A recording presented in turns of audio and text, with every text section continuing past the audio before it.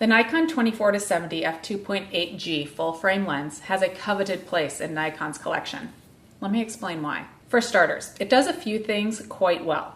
You've got a solid range of focal lengths from 24 millimeters, which is good for landscapes, all the way to 70 millimeters, which is on the edge of telephoto and is great for portraits. Now, there are a lot of mid-range zooms out there. Nikon even has a nifty 24-85 zoom. What's the difference?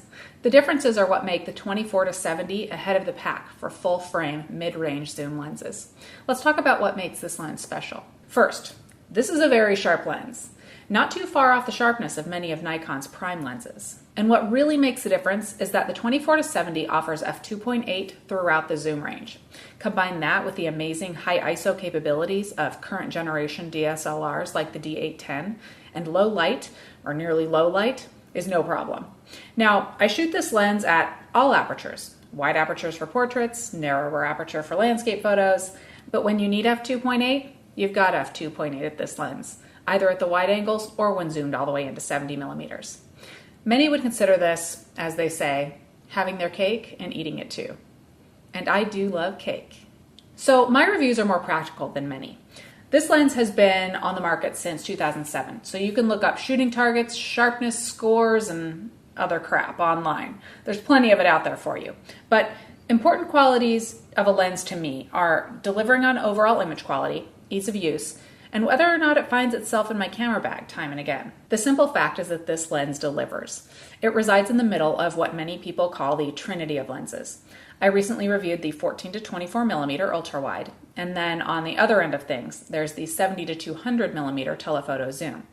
Those are great lenses too. They're low on quirks and high on results. They're all large, durable lenses that get the job done easily, so you can focus on timing, light, and location rather than fussing with the lens. What do I mean by that?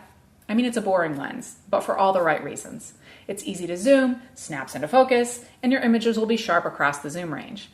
F2.8 sharpness is not as good as many prime lenses, but still completely acceptable with the added flexibility of zooming as compared to prime lenses, which have one fixed focal length. The overall handling is great, but as I said with the 14 to 24 ultra-wide, this is a heavy lens. I'm all for bringing this lens out to an event or to an all-day trip if I feel I need to or want to on that particular day. If I'm shooting a dimly lit event like a wedding reception, you'll probably see this on my camera body. But if you watch my channel, you know I'm outdoors almost all the time, and the longer I hike and the further I am from home, the lighter I like to travel. Everything that I need has to fit in here. Not just camera gear, everything.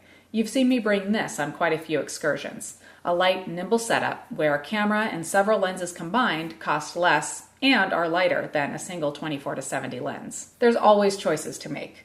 Bring one small prime and lose the flexibility of a zoom.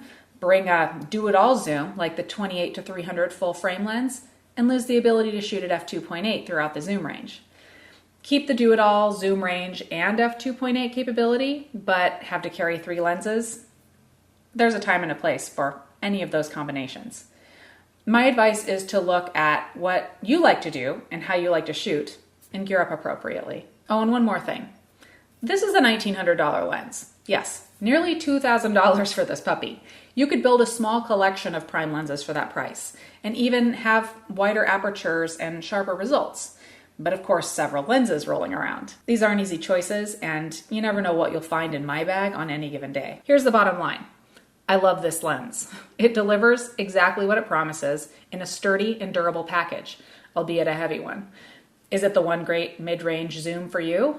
It depends. Low light capability and image quality aren't an issue, but cost and size might be. So consider the options and alternatives. Prime lenses, a variable aperture zoom lens, maybe even the 17 to 55 f2.8 DX lens. And then take a realistic view of how you shoot and make the choice about you. If the 24 to 70 is a match for you and you have the funds, go for it without hesitation. It's a great lens. If you feel like you need to check the box on having a mid-range f2.8 zoom, it's certainly a good one to check the box with, but consider whether or not you'd shoot with it. Like, really, grab it, take it, and shoot and shoot and shoot. It's an investment that can last decades, but mine doesn't like to sit on the shelf. She likes to be out in the action.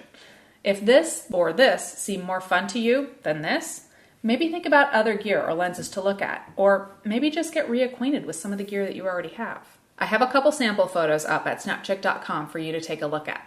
There's a link to that in the description of this video. Take a look at them, see what you think, and if you still can't decide, let me know. I can answer your questions and help you make a decision.